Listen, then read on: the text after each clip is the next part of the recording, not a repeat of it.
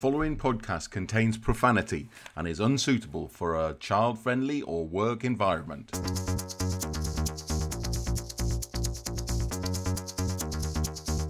Would you like to know more?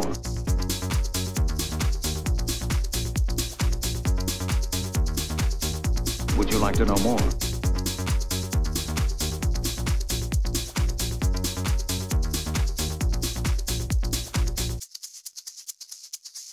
Welcome to Warmaster Podcast, episode 159 with Paul and Chris and Barry. Hello, hello. Hello, hello. What are we doing today? So today is Warmaster Revolution updates for 2021. So the committee has chatted about these things, voted on these things, and these are now correct me if I'm wrong, these are all in the developmental stage. So that means that they are essentially tournament legal. They're to be used, and then in a year's time, the committee would vote on them again. And those will go from developmental to approved, hopefully, and there'll be more ones as well, because then there'll be other people's other ideas come up, and they will be put into developmental, and that is from the experimental and conceptual stages. Is that right? Within reason. I mean, we mainly have stuck to armies and army lists. We haven't messed around with the main rule book too much. We did do a little bit around basing, but that was kind of fringe. We haven't messed with the main rules. Mm-hmm. Yeah, and so that's it. We've got quite a lot. Some are essentially superficial, but there are some. I think I would have said, like, there's nothing game breaking in it, or like, but you don't want anything to be game breaking. That's the very definition of what you don't want. Yeah, I get it, but like, there's not like some huge change. But we're not GW trying to sell models. That's the whole point. No, but it's interesting because this is now a robust method that the punter can influence, as in, like, I've got a great idea, you put it on the experimental forum, one of us might pick it up, try it, run with it, and you might eventually in a few years time see it actually as a rule in the game, or within a few months in the in this update document for 2022. So, anyway, so Chris is going to be doing the sharing because I'm on a bit of a minimal setup today, and here we go. Well, that's excellent. There we go. We got about an hour because I'm going to the beach today because it's lovely and the kids are all off. Joe's taking a day off. Fantastic. Right, Excellent. Let's do it then. Right. So if you're listening or watching at home and you want a copy of this document for yourself, you can go to the Warmaster Revolution site, and it's in, Alice just put up a little tab saying developmental, and you can download this from here. I think it's probably worth just for the people who are not familiar with the process that Paul has very nicely described. We took quite a few leaves out of the book of the Epic guys, and there's basically sort of 4 statuses of rules and lists and things like that. It starts off with conceptual. Conceptual is a nice idea that you've had, just your random thoughts wherever you get them. And when you work on that, sometimes when you have an idea yourself, it seems great. And then you describe it to other people come along and go, no, wait a minute, there's a big problem with that. So after a little bit of discussion, it's called an experimental rule. We're gradually collating up some of the ideas that have been on the conceptual ideas that have been mooted on the experimental forum. That's probably my next big task, actually, to try and make a list of all the things that we're trying out. So the idea is that when it's been worked on by a few people, then it becomes experimental, and it needs further play testing. Some things will end there. There'll be some things that are never really intended for anything other than just a fun, friendly game. I've certainly got quite a few ideas that fit into that category, but some things actually may be worth further work and putting into the tournament packs, and that's when something gets worked on by the committee and put into developmental. Developmental stuff should be well balanced, but because we can't exhaustively play test every single thing, there might be a few things that aren't. So therefore there may need to be a little bit further work on it. So to get to approved status, then things will be at developmental for a period of time. For most things, probably about a year. For other bigger things like perhaps army lists, that might be a little bit longer depending on play testing, and then it gets to be approved and official. I think it's probably worth also saying that all the lists that we currently have that are at approved status, which is basically all the lists except the Cathay and Nippon lists, they're all approved, but being approved does not necessarily mean they're set in stone, and small changes, as you'll see, actually can be made to approved lists as well. So what I think we'd talked about doing, Barry, was just going through going through the document army by army and just talking about what the updates are, what the rationale behind it, perhaps a little bit of the discussion on the things that have passed. If that seems like a good way of going through it. Yeah. No, absolutely. Because the overall goal is to make the game better and to get rid of some of the things that people scratch their heads about. Yeah, exactly. So we're going to go. It goes in alphabetical order. And we've got about 5 pages just to roll through of changes. Shall I read out the first one? Yep, go for it. So, Beastman, correction to ambush rule.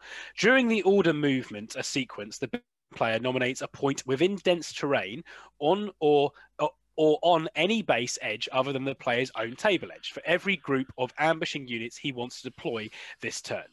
If the nominated point is in dense terrain, it must be chosen that every stand of every unit within the group must be at least partially within the terrain. So that is essentially a clarification to, it's in grammatical change there, isn't it? To make it... It got rid of some of the more egregious abuses of terrain, which you could effectively deploy on a hill. Yeah, exactly. Which didn't make much sense. No, and, so it refines that rule essentially. Yeah, so make dense terrain the default, or you can go the base edge or the table edge. Which you could always do. There's always be a base edge. So these two came from your discussion mainly in the army list in the podcast episode you did recently, didn't it? Yeah. It's just the as we play more games and we look at these things more subjectively, there are things that are like, hang on, that needs a bit more defining there, in terms of to make it totally clear. And we'll never stop doing this kind of stuff, to be honest. And that's what will make this. We're polishing, rounding off the corners, so to speak. There's a second one in Beastman for clarify Doomball special rules. Amend the Doomball specials to read as the following: 7. Doomball, because that's the army list. Beast, Herdkin, and Bestigors joined by Doomball will become subject to Bloodlust in the same way as Minotaurs. I am playing Beastman at the moment on an online league, and I find the Doomball like massively underwhelming because I don't understand why he doesn't cause terror. If he caused terror, I could see a use for him, but he's basically just he just brings a negative. You don't want this bloodlust generally. It's like turns them into frenzied warriors, and that makes them immune to terror maybe, but you've lost control over them and the character. So, I mean, as I say, like it brings what you're saying in both a buff and a negative. So well, it's not enough of the buff to counter. No. But as I say, this is where we go. This is your opinion, and so in the future, you might, might suggest, for example, a Doomball needs to cause terror. It's a strange idea. The whole thing of a Doomball. It's not like any other character in the game because it actually it doesn't bring a lot, and with what it brings, it then brings a negatrait. Which is it's a bit strange. But okay, fair enough. I think it's probably worth also saying just to reiterate one of the comments you made in the podcast episode. This is about the 4th iteration of a Beastman list, and I think it's not as bad as some of the previous ones, but it's not ideal. It is one of the problems of trying to take basically a skirmishing ambush army and translate it into Warmaster. Yeah, exactly. Similar problems to what we have with Wood Elves, which I think we'll just leave alone. Thank you. But it might well be that there's Ian Standing has produced an experimental version of a Beastman list, which various people I think are going to play test out over the year. And with the Beastman list, I think it is likely to see some further alteration. Yeah, exactly. Like, but it won't. We're not talking about removing or adding units, as far as I'm aware. Just changing what they do. See, if we did that, there'd be dramatic changes, and we wouldn't do anything like that lightly.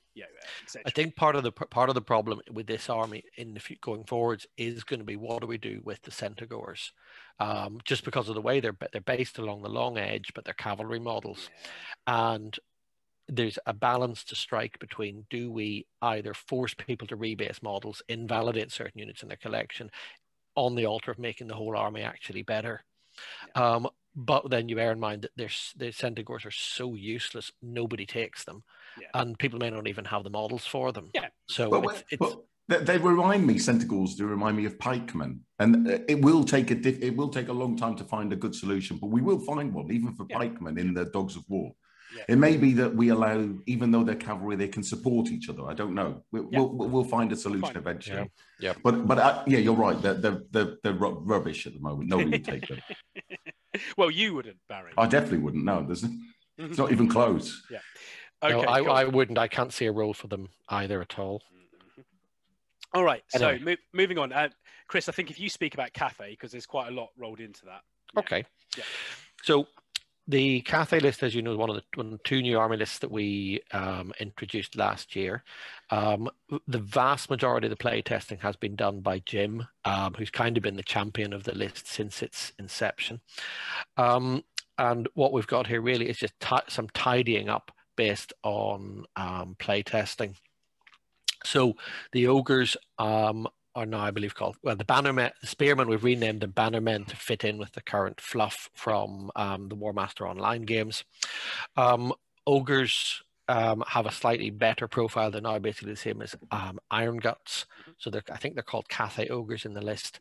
Same profile, same points. I think they're restricted to 1 per 1,000. I think they really are very tightly restricted. Were they ever more than 1 per 1,000? No, I don't know, but it's just because Iron Guts are a quite rare profile. Yeah, it was contemplated, yes. I think this is only the third army to have that profile, which is why they had them, but in very small numbers. Yep, just like everybody else, I guess. What else? Rocket launchers.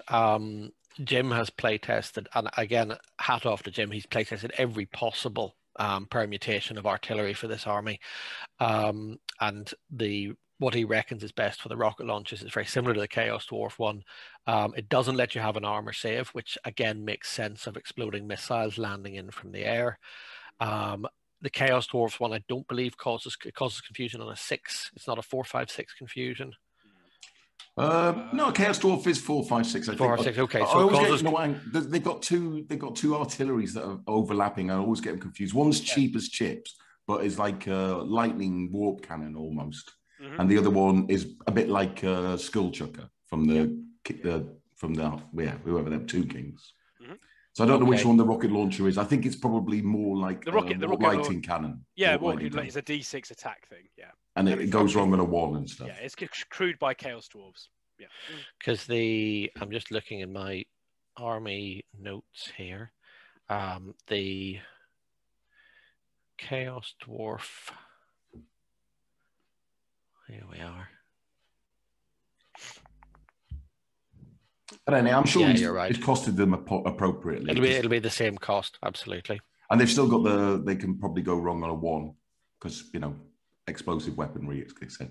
Tends to go wrong. Yeah, definitely. So yeah, carry on, please, Chris. Okay. Slight increase in the cavalry that you're allowed to take. 2 per 1,000 up from 1 per 1,000. And the Celestial Dragon, if you take it now, it's not a command. The Celestial Dragon was an upgrade for the Sorcerer. It's an interesting way that Jim's designed that, as we said when we did the Cathay episode, that the Dragon is an upgrade for the Sorcerer, and it has certain buffs on the Sorcerer, but there's some negatives as well, and whether you take the Dragon or not will largely determine the build of the army, because it has some positives and negatives. And then there was a correction on the spell list that one of the spells can be applied onto the chariots as well. Yeah, because I think one of the problems was when he play tested it, the possibility to have mixed brigades of cavalry and chariots didn't give enough flexibility, because of the cavalry and chariots in this army are quite restricted anyway, just because that's how he wanted to design as a mainly infantry army. But there was a spell that you could cast. There was a typo that suggested you couldn't cast it on chariots, so that's just clarifying that up. Yep. So moving on, Chaos. This is quite simple. One thing to say is Cathay and Nippon are a little bit like, we're talking about voting again in 2022 to make these permanent. They're probably on a 2-year cycle, because changes are still going to be made. Yeah, exactly. I don't believe that a year is long enough for the lists I think are pretty much there. But I don't think a year is going to be long enough, especially it's going to take us a while to get back to tournaments and exactly. So But no hurry. Yeah, no. So chaos. I like this a lot. So add chariot mounts for characters. The following to the character mounts section of the chaos list: a chariot, a mount, which is a +1 attack. Obviously, is keyword chariot for 10 points. Minimum, maximum 1. So at the moment, the chaos list has a dragon upgrade. As in a character mount, but it has nothing else. And why can't chaos characters ride in chariots? So there you go. Yeah, nice and simple. Absolutely. And the inevitable question, where do you get the chariots from? eBay in exchange for one. House of Chariot run by Mr. Pittman. Yeah. Where Slightly else? different chariots, demon, but chaos chariots are hard to come by. A spare chariot. I mean, you've got to get a whole unit to get a chariot, haven't you? Yeah. So where do you get the cheap chariots from? Laren Miniatures do a very nice chariot model for I think €5 or €6 a unit. Trolls Under the Bridge in Czech Republic also do some very nice chaos chariot models that have come along in the last 12 months. But the other thing that you can do, it doesn't have to be a chariot. No, it can be a nice beastie, and it you get the beastie has a bit more limited maneuverability, can't enter certain terrain, but gets +1 on the charge. So there's some nice modeling possibilities. Like think more like how in Ian Standing's YouTube of army reviews, he always gives alternate. Like you could use these as these, and that's what you got to think about. So we've given chaos a 1 attack upgrade for a mount. A sword, isn't it? We say it's chariot, but it could be something else. A sword that can't go over linear obstacles. Exactly, because it's so heavy. Right, okay. So demons. Right, here we go. Instability table clarification. Amend the outcomes after rolling on the instability table as follows: 4 to 5, no effect, unless the unit is confused, in which case it ceases to be confused and is favored with the invigorating power of chaos. 6, the unit feels the power of the gods. As a result, it attacks the closest enemy within initiative range. If there is no enemy in initiative range, the unit ignores command penalties for the lost stand until this next turn. Additionally, if the unit is confused, it ceases to be confused, which needs to be said. This is fixing typos. Fixing. Somewhere along the line, the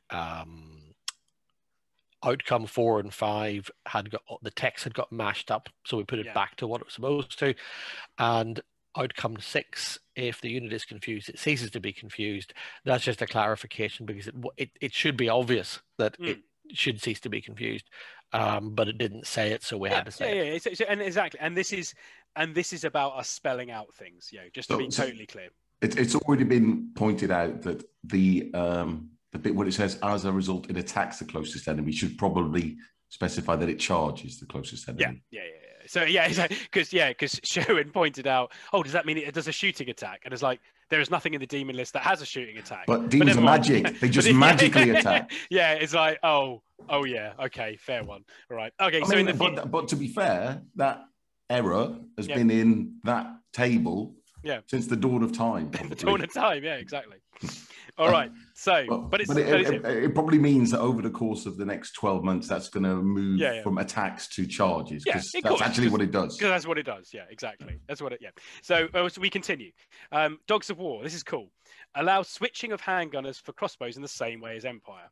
Amend Dogs of War handgunner special to read as the following: you count enemy armor values as 1 worse when normal when shot by a handgun. 1 unit of crossbowmen per full 1,000 points can be replaced with handgunners, including the 10-point extra in price, while still counting the crossbowman min-max rule value. Note that this still counts for min-max value for handgunners. There you go. A port from the Empire. Which why not have it? Doesn't break the Empire list. Doesn't break the Empire list. It just gives you more choice. And I mean, you could push that. Well, anyway, I think that's a fine. That's a fine change. There's So Barry will have comments on the next one. So Dwarves, Anvil points reduction, cost reduced to 30. Take it away, Barry. I've got anything to say. I'm still not sure it's worth 30. But... Right. You put up a big thing justifying why it should be 30 points. Not me. No, it wasn't you. No, it wasn't me. It wasn't Barry. No, it wasn't Barry. Whoops. This has come from a few people. I had a long chat with Paul Godbold about this, and Paul and Ian are of the same mind. At 50 points, the Anvil was massively overpriced for what you got. Ian, I think, was the person who put up a lot of the justification on doing it. I have to say I agree 100%, because if you look at what you get from the Anvil, and compare it with other Magic items, even at 30 points, it seems a bit expensive. But certainly at 50, nobody took it. We looked at tournament builds. I think the only time we've ever seen anybody say they would take it was your build in the podcast episode on Dwarves, Paul. Nobody else ever. Yeah, but that's Paul. That's so the big problem. But I'm not saying that critically, because I know you like to try a little bit of everything, but you see what I mean. Yes, I know, totally. Actually put it at the tabletop. Nah. So the big problem is it gives you a minor buff to dispelling once per game, which is negligible. You could get that for 10 points, or you could just take a dispel scroll. But the bigger issue is it gave you a 4-up chance of ignoring terror to the end of your turn. Which is just, even if it was automatically ignored terror to the end of the turn, that even isn't that good. It needs to ignore terror in their turn when they're charging in the flank. It's more danger in their turn, but it's better. Correct, and maybe that'll be a future thing. It doesn't do anything unless you're fighting, and then it's a 4-up, and then it's only in your turn, and it's like I still can't even. Whatever. All right. That's an interesting point, because could that mean if you did say it was ignored terror till the end of the next enemy turn, then would that be an incentive to the dwarf? I think it would be. Yeah, come down from his castle and attack with his army. Rather maybe. Well, certainly parts of his army. Parts of his army with the non-troll slayer parts. Yeah. With the runesmith. But the issue is then we're kind of going down the avenue of maybe it should have stayed at 50 points and had better rules. Because if you start giving it too big a buff, then it just becomes like an auto-include. It's like you wouldn't build a list without it, potentially. You strike a balance, isn't it? You strike a balance. Yeah, but it has to take an awful lot to get that stubborn dwarf general down off the hill. He's not coming down. He's not coming down. He said it one of the runesmiths down. Go on. Right, okay, this is good, this other change. Removal of brigading restrictions for Troll Slayers. Delete the sentence from the Troll Slayer special. It says 2 or more Troll Slayer units cannot be given a brigade order. Only a single Troll Slayer unit can ever be included in a brigade. This will have the effect of allowing brigades of up to 4 units of Troll Slayers, i.e. they can brigade with other units as normal. Now, this is there because back in the earlier days, there is a story to why there is this restriction was in there in the first place, and essentially it's the right person moaning to the right person who listened. But why can fanatics mob up? Yeah, exactly. And it was like why exactly? It's the inconsistent. But I'm telling you about the root of the inconsistency. Because even though they don't count towards victory points, which they don't, but that's a trivial thing. They do count towards break. So if you throw 4 units of Troll Slayers away, that's still 4 units. Yeah, it's 4 units. 4 units of Dwarf Warriors you don't have to kill. Yeah, exactly. So if you kill that brigade of Troll Slayers and then take the artillery brigade, you've probably almost won. You won the game. Yeah, probably. Yeah, exactly. So I'm totally happy. That's great change for me. I never understood that restriction because it meant if you took Troll Slayers, you had to always have them at the front of a brigade of other stuff. It was there for a really quite personal reason, essentially. And so we need to iron these things out. Yeah. Cool. But then the next question, Barry, I know you played Dwarves. Would you take a brigade of 4 Troll Slayers? I'm more likely to take the brigade now than I was. I would. There was no chance I was taking them before. Well, yeah, you couldn't find. You couldn't find. No, but where was going to put them? Yeah, exactly. Yeah, it's in 4 single units of Troll Slayers who can't go along with each other. So you needed like brigades for them to sit in. You just didn't have that many brigades. And then they just get pulled off the front on their own. Exactly. It's like, now they've got you've got to, basically in the dwarf build, which was forever set in stone in terms of like, this is how you build a dwarf build and this is how you play a dwarf build. You're now hang on, I've got a few more options now. Because they were always the front of the brigade and they were always in line. Exactly. Now what I'll do is have a brigade of 4 in column and that'll be meaty. Because they've got some, they put out some damage and they've got some resilience because they've got 12 wounds. Or you could try it where you put 4 units in line, so a massive long brigade, which you can command because you're dwarves. They go forward. Let's see what they kill while you just gun up anything else that gets through. Right. Like roadblock this. So so the idea really is I don't play Dwarves at all. Yeah. But it's to try and make the army a little bit less monodimensional, because it does always seem to be Groundhog Day when you're playing Dwarves. It definitely does do that. Now, my answer has always been to that, where you play scenarios and that what makes it different. But exactly. This is only for the better. These are only for the better. You don't need to play scenario. We didn't play one yesterday. Warmaster is a little bit more forgiving with the scenario play than most games. There is a scenario. It's you've got to get more break than them, or more victory points, or you'll lose anyway. Yeah. Okay. So we can move on to goblins. Squig Herd or Goblin units interchangeability. Add the following to Squig Herd special rules. Up to 2 units per full 1,000 points can be replaced by Squig Herd, and while still counting for the Goblins' min-max value. So this is taking the style of the same as now the Empire and now the Dogs of War, is in terms of increasing their choices of core troops, of what they have to have, which is cool. It's just like, yeah. Because I think it's quite a, you have to take, is it 4 units of goblins per 1,000? Oh, yes, it will be. Yeah, I'm just going to. So you could have 3 goblins and 1 squigs, two and two. And it just gives you a little bit more variation, which I think is great. The same points, and they have 3 attacks rather than the 2/1 goblins have. So from the list building perspective, the issue with the original list was you already had 8 units of rubbish. Yeah. You needed some good stuff. You didn't have any points to buy Squig Herd. So now you have 8 units of rubbish, but they're 2 different types of rubbish. Yeah, exactly. You could have some of both. Yeah, exactly. Chris, if you speak about Nippon, because it's all you. Right. Okay, so Nippon, I outsourced quite a lot of the play testing. So thank you to Paul and to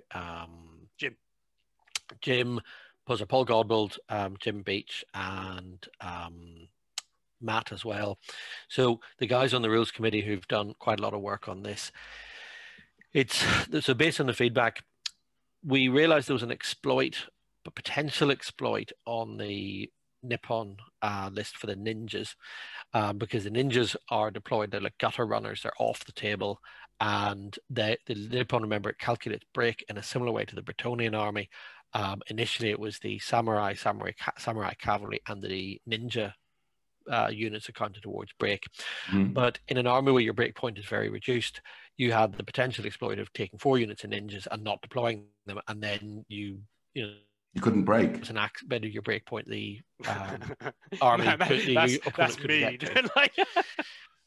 So this level of craftiness did not cross my mind at all when I wrote the list. So we thought about perhaps having them only count towards break when you deployed them, but we felt that was too complicated, so it was just easier to have them not count towards the break. We'll try that and see how it works. Lots of discussion about the Ronin. The -1 command penalty was felt to be a bit too harsh. So what we decided to try and represent this idea that they are not an entirely trustworthy part of the army. We went for something similar to the Skaven under the lash rule, that they can only receive orders from a character within 20 centimeters. So you have to keep, if you've hired some Ronin for your army, you've got to keep somebody close to them to make sure they do what you want.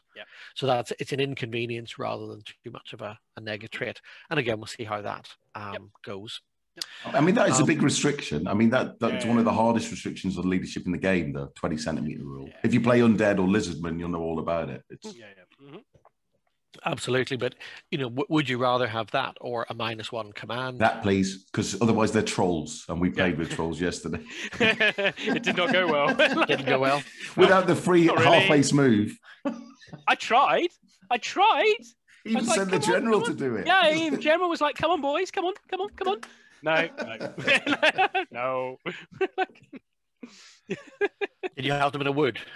No. No, but it's like, it just, it didn't work. The -1's too harsh. Yeah. Even for trolls, we need to find something else. Because unless you're playing with a half-pace move, it makes them just a liability. Yeah. Anyway, we're not talking about that. Right, that's a different episode. Okay. Right, what else? Points correction to Oni. Again, there's an error on my part in writing the list. I'd copied Ogre stats, but actually the Oni do not have the Ogre negative of the compulsory charge on humans. So actually that means they're black orcs. So they're now 110 points, not 105 points. Fine. Just correct. Clever ogres they are. Clever. Well-educated ogres.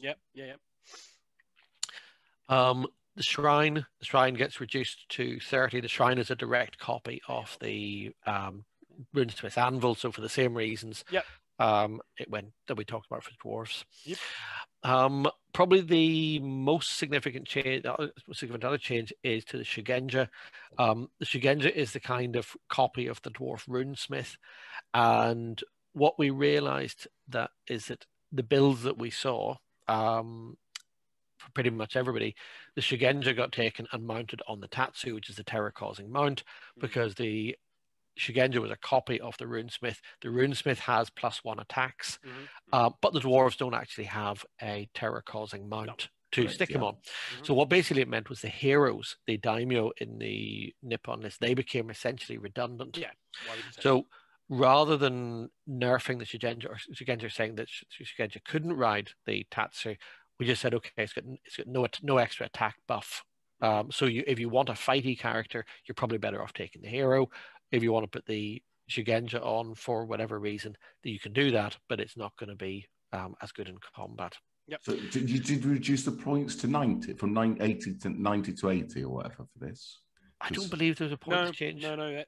He should. I think he probably should have been 90 then originally, but it doesn't matter now. But you're saying that he can take a Dispel Scroll. So, because he's a runesmith. He's a runesmith. I think runesmith is this right, Chris, that the Nippon list doesn't have a wizard? Yes. Yeah, so nobody could take a Dispel Scroll. But and how could you ever play an army, Barry, that didn't have a Dispel Scroll? I don't know. Well, runesmiths can take a Dispel Scroll. Yeah, that's what I'm saying. But this is what the change is. Yeah, it's like, look. So that's a clarification again. Error on my part that because should get if you look at where it says in the rules that the runesmith can take a Dispel Scroll, it says it not in the runesmith special rules, but in the magic item special rules, which I overlooked. So it's just clarifying that for the. But then the Shugenja's got a 4, 5, 6, dispel roll on every spell it's cast anyway. But if you wanted to have a Dispel Scroll in addition, Barry would take it. Of course, yeah. Why wouldn't he? It comes afterwards. You can make the roll and then you get to do both. Yeah. Barry would take 2 Dispel Scrolls if he could. Belt and braces. That's what you want. He'd just have like a pack of them here, where we're just like one for every situation. Right, sorry, carry on. No, it's all right. I'll come back to a question for Barry. We'll talk about it in a moment. Right. Yes, so the other thing, yes, please. The Shugenja has because a lot of the demons in the Nippon army have the instability problem, which in the demon army is counterbalanced by the wizard being able to summon more demons sometimes.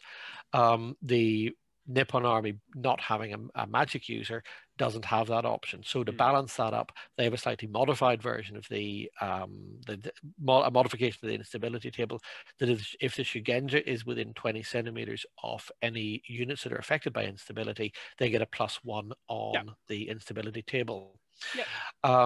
The logic there was that if the person who summoned the demons is close by, he can stop them disappearing into the void, which is basically the upshot of it. And for some reason, we have to insert a clarification that it's only for Nippon units, so friendly units. So if your Nippon is fighting demons, the Shugenja is not going to make enemy demon shit. Or other Nippons. Yeah, other Nippons. Yeah. Well, no, but the demon wizard doesn't get that buff. Yeah. No. If you're fighting Nippon against Nippon. Oh yeah, that's true. Yeah, so that's why it says friendly units. Doesn't matter what kind of demons they are. Yeah. Cool. Now there's a game of Warmaster I've never played. Nippon on Nippon. Against the same army. I mean, it was the Civil War in Japan was a thing, so it would happen. Absolutely. Right, now, Barry, my question about Dispel Scrolls. If you cast your mind back to that tournament that Jim ran, the Triwiz a couple of years ago, where it was 2,000-point armies, how many Dispel Scrolls did you take? Because you were allowed to do one lot of magic items per army. I probably took 2, but he took 3. He took 3. I also took an illegal combo. But, exactly. I broke the rules. And Jim he cheated another way. But I'm not sure. I was using it, the supporting initiative charge. Yeah. With undead stuff. Undead and ogres. Yeah, that didn't work out. Didn't work. If you don't push the rules, that's it. Yeah, you got to. Did you have 2 rings of magic as well? Yeah. No, because the ogres wouldn't bother with the ring of magic, and maybe for the Tomb King. Because I had undead and vampire counts, I think, and I had 2 rings of magic. Didn't help. Okay, so anyway, moving on. Thank you for that. Ogre Kingdoms, Nobblers can now provide support. Amend the Nobbler special rule to read as following. Nobblers are allowed to shoot as if they had bows, but its range reduced to 15. A Nobbler stand cannot be supported by other kinds of infantry, only by other Nobbler stands. However, that Nobblers can support other kinds of infantry as normal. Nobblers cannot be given magic items, and characters cannot join Nobbler units. So, I mean, that doesn't really highlight the change. The change is something that's left out. It's that, they can now be brigaded. You can be brigaded, which is what they couldn't be. Yeah, so exactly. Because you could always support stuff, because if you stand behind it, you're supporting it. But what you couldn't do is be ordered with it. Ordered with it, yeah. So exactly. So Barry points out it's the omission of what is not there. So now they can be brigaded. Yeah, which is good. That's it's a necessary thing for the list. Well, there's a risk reward. You don't say at the moment you've got goblins supporting trolls and ogres. Yeah, and you've got it's quite common to have chaff. You were playing it yesterday, weren't you? You had your Black Hawk supported by goblins or whatever. But for some reason, ogres couldn't do it. Now, ogres still can't join units of nobblers. So if you push them back and there's nowhere to go, they're going to die. Yeah.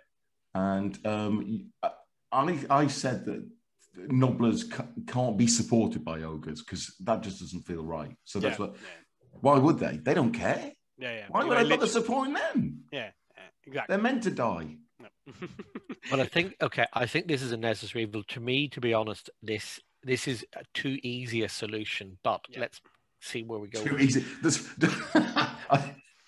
I think I'm going to get a T-shirt with that on for Chris. That's too easy.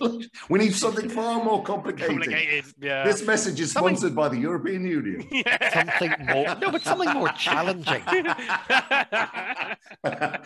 This is far too straightforward and commonsensical. Too straightforward for us. So. Okay, let me clarify what I mean by too easy. This makes the ogres too much like every other army, where you can support your good stuff with some chaff, and you can get without any effort on your part. But let's go for it, because ogres are a difficult army to play competitively. Exactly. Well, they're not competitive. Yeah. So Yetis. Maybe they are now. Sorry, Paul. So our next thing is Yetis points change and can pursue all enemy. Points amended to 120 points per unit. What were they before, Barry? Yetis, were they? It was something crazy like 130 or 135. I think. Yeah, I never took them. Yeah, add Yetis can pursue any type of retreating enemy. There you go.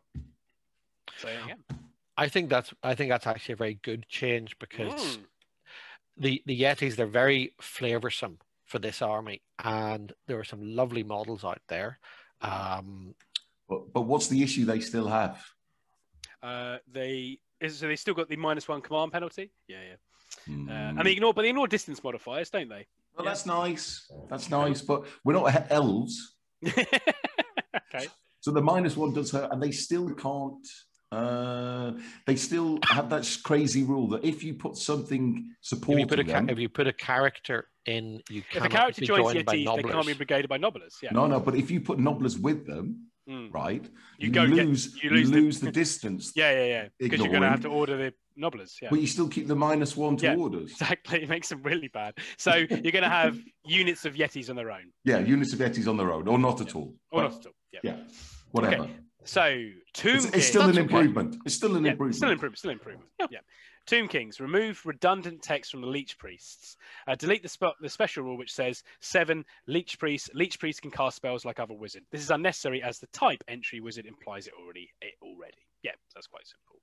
It's just like it doesn't need to be there. So that goes. Witch Hunters.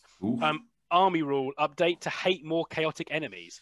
Change the army rule, widening the definition of hated armies to include Chaos Dwarves and Skaven. Amend the army special rule text to read Chaos means Chaos Army, Demon Armies, Beastman Army, Chaos Dwarf Army, and Skaven Army.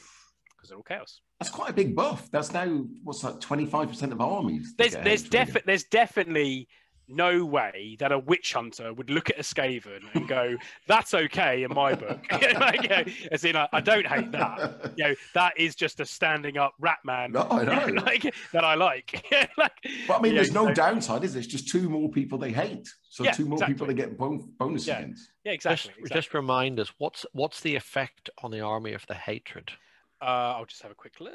Because there's also talk about Norse being included, but I'm not sure how chaotic Norse really are they? They just live there. I think the answer to that question about how chaotic they are, it depends how you want to paint your models. Yeah. You can but you can have a Norse army that's very chaotic and it's basically a Chaos Marauder army, or you could have the opposite of that kind of army. It depends on the models and how you want to do them. Yeah, like a Viking army. Yeah, it could be whatever it wants to be. Or you could have undead Vikings if you buy Probably Forge models. But the Norse list itself doesn't really have any chaos entries, does it? It's not got like dragon ogres or anything in it. It's all kind of Norse mythology based. Yeah. Oh, okay, yeah. So what it means? You asked the question. Is that it means that like the Zealots rule, where they hate undead and chaos. And so that means that they will always use their initiative to charge these enemies. If victorious in combat of undead or chaos, enemies will pursue in advance where possible. They get +1 attack. Basically. All right, okay, because that was all negative until the +1 attack. Yeah. So basically, but downside, when you get within range of the enemy, you have very little control over what the majority of this army does. So how you set it up. And zealots, you have 3 per minimum 3. You're gonna have 6 units of zealots. But have you ever seen this army on the table? I've only seen Janice use it. It is all zealots and fanatics. That's all it is. Yeah. So you have no control. It's just Darren Ware has this army as well. I played against him in one of Paul's tournaments last year, and it's just this wave after wave after wave of dross, which eventually wears you down. Yeah, but the dross gets a bit better if you're chaotic in nature. Exactly, and it should do. So, Warhound's consolidation of special text rule, addition of text from Empire Skirmishers rule to unit or special entries, previously cross-reference for simplicity. Amend Warhound unit specials to read as following, essentially the same as the Skirmishers, in the Empire. So, Warhound stands never fight as independent unit. Instead, you may add 1 stand of Warhounds to your units or Zealots, Handgunners, Pistoliers, or Flagellants. This brings the size to 4 stands. Warhounds always have armor value 0. Warhounds can move up to 30 centimeters and fight because there's no way they could get 5+ armor from Pistoliers. They fight as part of the unit and can be removed as a unit casualty if player wishes. Warhound casualties never count for casualties for purposes of issuing orders, which means there's no -1 penalty if there would normally be for a stand losing that stand. Warhound stands never count as part of the unit's formation when determining whether they move full or half pace, so no movement penalties incurred if they arrange the units out of the unit's regular formation, and that will really help with getting line of sight that you want. If they join cavalry unit, i.e. Pistoliers, they are still considered as an infantry stand, but in this particular case, they can pursue enemy cavalry together with their main unit, because that would make them rubbish if they couldn't. Yeah. So which way based are these fellas? They've got to be based long ways. They're long ways. Yeah. Yeah. I mean, it's literally a unique thing that only witch hunters have, where they have an infantry attachment onto a unit of medium cavalry. But that's if you're going to do it, that's why you play witch hunters, isn't it? I don't know. Yeah. It was just a strange. I mean, it's not really a massive problem because there's such a rare army to see. Yeah. And you can only have Pistoliers. You can only have 1 unit, so you can only have 2 units of Pistoliers, in the army. Yeah, but you can also attach Warhounds to the Zealots, the Handgunners, or the Flagellants. Yeah, exactly. I'm not totally convinced of the benefit of adding them on to your Pistoliers, unless, of course, it's to basically be a meat shield. Yeah. Because, like with the Empire Skirmishers, you can choose whether any hits are taken by the Skirmishers or by the main unit that it's attached to. So it's a way of preserving, I guess, Pistoliers. But the armor of Skirmishers becomes the same as the unit. There's none of this... And Warhounds, it doesn't. Which doesn't make any sense. But anyway, I'm sure it'll get ironed out eventually. I think it would be easier just to not have them join part of the Pistoliers. I don't really understand why they go with the Pistoliers if they're infantry. I think it was just something that got in the original list and it hasn't been pulled out because they say, why do you have an infantry attachment that joins a cavalry unit? It's kind of like, it's an abstraction actually. You're not having a pack of hounds running along beside the Pistoliers. They're running in and out between the legs of the horses. It's like a pack of hunting dogs with your cavalry. Which is thematic, isn't it? Yeah, but then how in game terms do you have them having no armor and other stands within the unit having 5 up armor? Because you don't allocate against stands, you allocate against units. It doesn't make any sense. Okay, but so in this case, if you have that corner case, because Zealots don't have armor, Handgunners don't have armor, Flagellants don't have armor, but Pistoliers do. Have 5 up armor. Yeah, have 5 up armor. You're going to have to direct. You're going to have to be a bit particular of these attacks. But that's nowhere else in the game. I know. Okay, so if this becomes a problem, this is something else we'll have to clarify, isn't it? I just think it'd be cleaner. I know it's a bit too simple, Chris, but if you could drag say, it out, Barry, you could say that Warhounds have 3 hits, don't they? So the first 3 hits the unit takes are on Warhounds, which have no save. They have to die first in Pistoliers. But that's not how you roll hits. But okay, let's not worry too much about this for now. It's better than it was. I still don't think there's it's a finished. specification in the Empire list that says that the Empire player gets to choose whether hits are resolved against the skirmishers or against the. No, they have the same armor, Chris.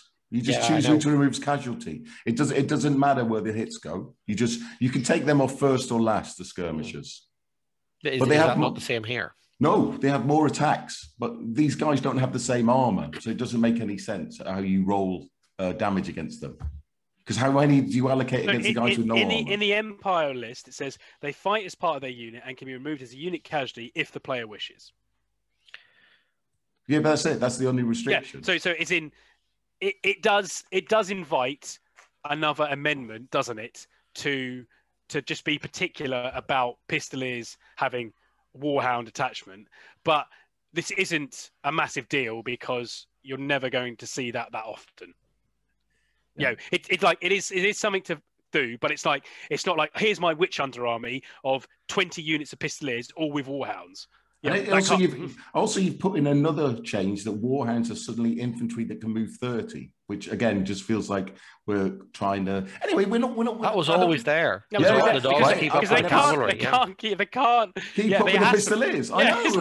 It's like so I've attached these dogs who are slower than like. So it would have made more sense if they were facing the other way round, and then they would have been cavalry attached to infantry, and then they could have had no armor that way. But whatever.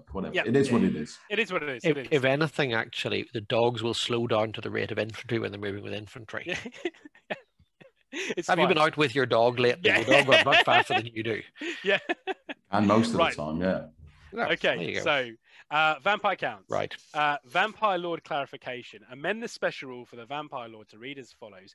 In order to clarify usage of magic items and command range. 4. Vampire Lord. These are powerful sorcerers as well as the Vampire Army's general. They can cast spells in the same way as a wizard and can be given a magic item restricted to either a general or wizard. Note that the Vampire Lord is still a general and his command range extends over the whole battlefield as for other generals. They just need clarifying, that's all. Mm-hmm. Yeah, I think. But Barry, this is one that you'd put up, wasn't it? No. Okay. Because I can. This feels like somebody's had a big argument about the exact wording in the rule book, and it needs to be spelled out. It needs to be spelled out. Well, so we spelled it out. Yeah, fair enough. So that's all the army list changes. Then we go on to siege engines. So divine exact sizes for siege engines, battering ram, siege tower, and so. Is that how you say it? So. Yeah, I wouldn't worry too much about Paul, but this is like so fringe. Like I've never even seen a fucking siege engine. No, neither have I. So we've made some amendments to siege engines. Whatever. And nobody really argued about it because nobody had any. No one ever counter it. It's like it's like if you think that's what it should be, let's put it as that. How many?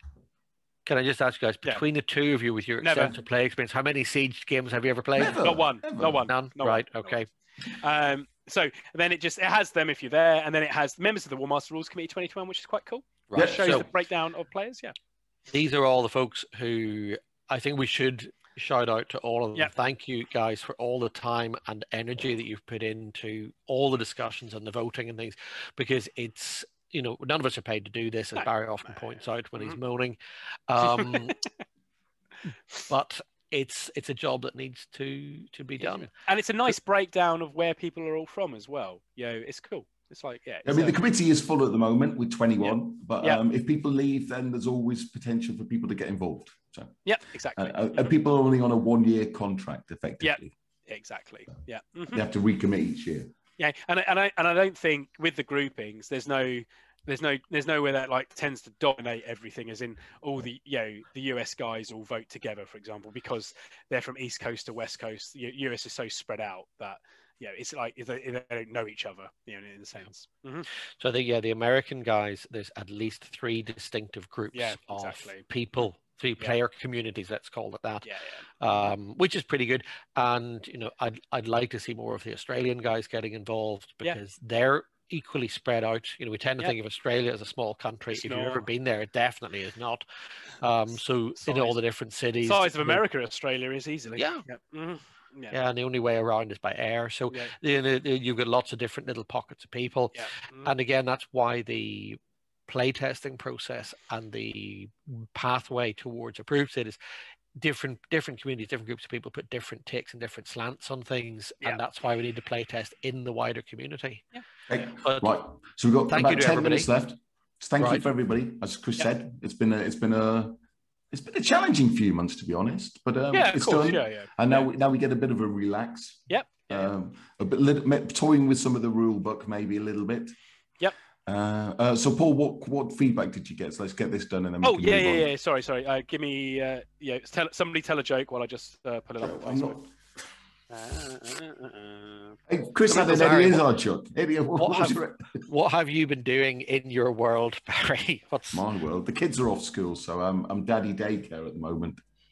Right. So we're going to go to the beach. It'll no doubt be absolutely rammed. We've got a beach up there, so it'll be at least got somewhere to escape the throng. Right, shut up, Barry. I've got it now. Yeah. Okay. So. And small talk. Yeah.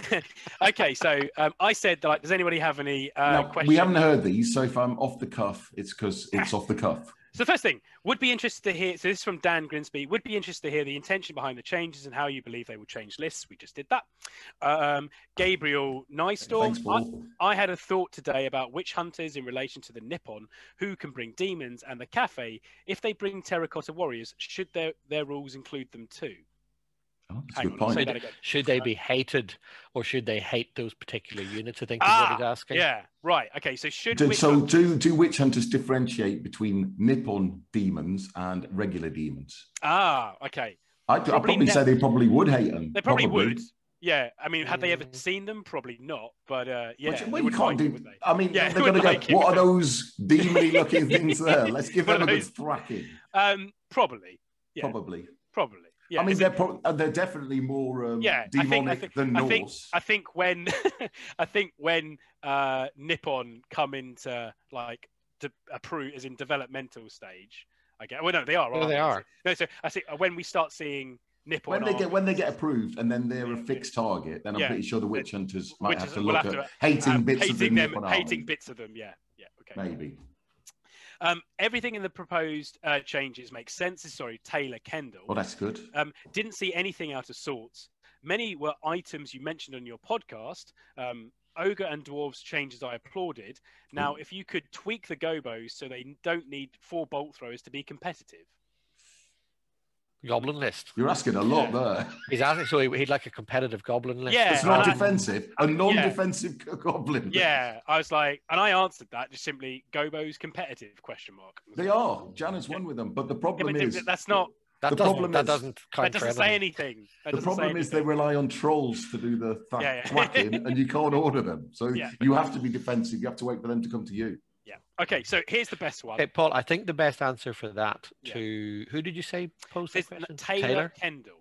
I think Taylor, if you're listening, the best answer to that, and to anybody else who's got ideas, propose what you think a competitive goblin list would look like, put it up on the experimental boards, and we can thrash it out over there, because we do welcome all that kind of input. And I'll find it very interesting to see what on earth you do to a goblin list to make it competitive. Get rid of the goblins. choose something else. Get rid of the goblins and put it in something decent. Right. Anyway. Okay, so John Davenport says, seems sensible and thanks for all the hard work. Has there been any consideration to including the skirmish rule from Warmaster Ancients in the same way as the light cavalry rule? I play lizardmen and skinks don't play right as chaff infantry like goblins instead of light but mobile. This could also apply to glade guard and gutter runners and perhaps some others. Lizardmen feel the need for as though there is a skirmish unit in such a big part of the army. I would gladly pay more points or drop attacks for such a rule. I did answer this in my own opinion, but there we go. Right, I'm going to jump in before Barry has an embolism. I'm just trying to I can't mute him, but because I can imagine what he's about to say. The warband rule is. So he's asking about the skirmish rule. Skirmish rule. Right. There are two. Did somebody else ask about warband? No. I replied back saying. Okay. about that. Sorry, Paul. What did you say? So I said I play Ancients as well. John Jamport, I play Ancients as well. Yes, your idea has been considered, but to implement it would be huge changes. Not saying no, but it never. But we would take a lot of playtesting. And I'm pro Ancients. And he also said, then he replied back saying, thanks. I do see how it requires a lot of changes. It's good to know it has at least been considered. I said, oh yes, yeah, we consider all. For example, I would have Warband and Legion rules in the game. But that's just make your own version of the game with Warband and Legion in there. But and blackjack and hookers. Yeah, yeah. Like it's really, you know, what it does. There's the argument that Ancients was Warmaster version 2. Yeah.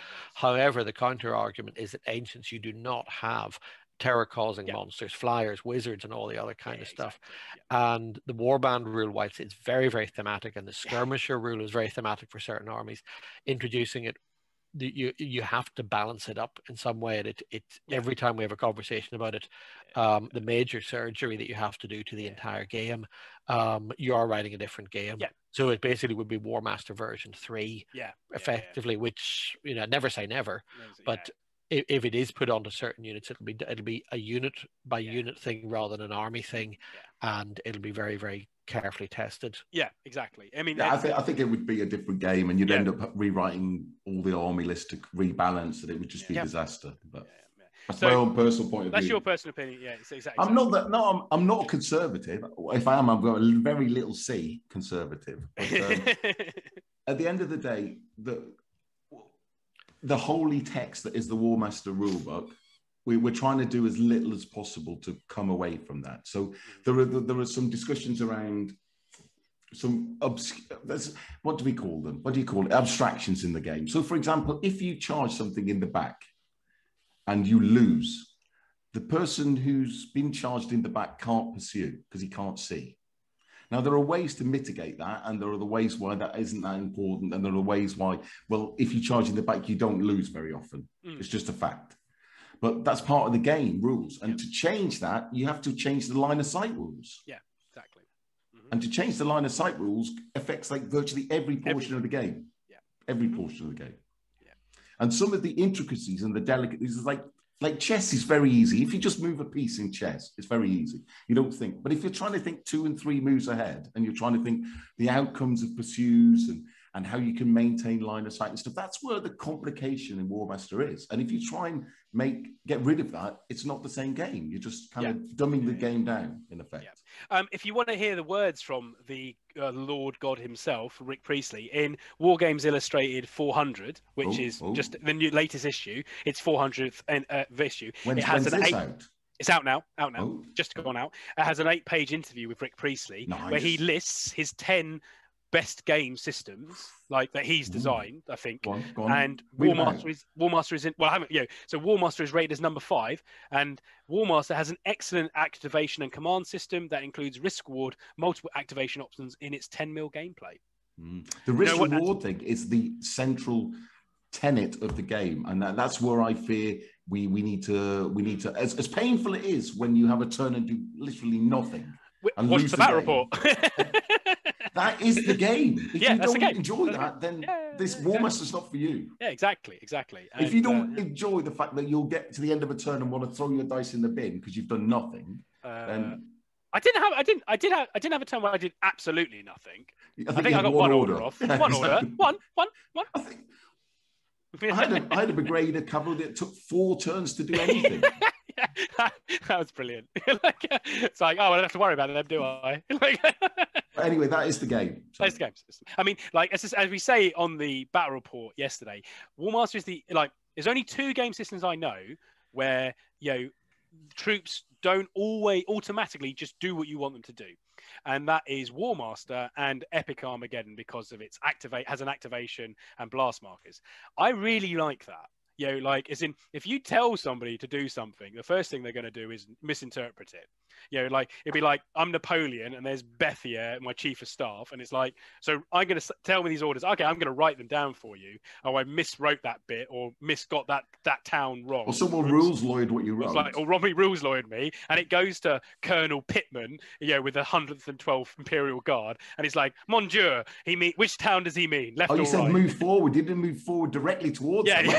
this I just way. move forward that way. You're like, I'm go this way. And okay, you can also say it's like in Black Powder and stuff, but that basically takes Warmaster rules. So I really like that, and that is, to me, that is far more fun, far more and far more true to real life. That's just brilliant. It's just like, yes, it was painful playing Orcs and Goblins with no optional rule, because I didn't go anywhere for a lot, and it's like I tried to move the trolls. I tried, like I made it as easy as like just come here, but they would not do it, but they might have done. I did get 2 orders off on one thing at one point. I didn't make 3 orders, but I did get 2. But that's the game. That is the game. Yeah. Mm-hmm. Exactly. And, so you have to, when we're talking about changing army lists, you have to always be mindful that is the game. We can't change the army list based on an optional rule. Exactly. Yeah. Cool. Right. Thank you, Chris. Thank you, Chris. Thank you. Thank you, Paul. Thank you. Committee. Yeah. Thank you. Yes. Thank you, Barry. Right. Have a good day at the beach. Yeah. Paul, have a good day. Thank you. Do it else. Cheers, Chris. Thanks, everybody. See you next time. See you next time. Bye-bye.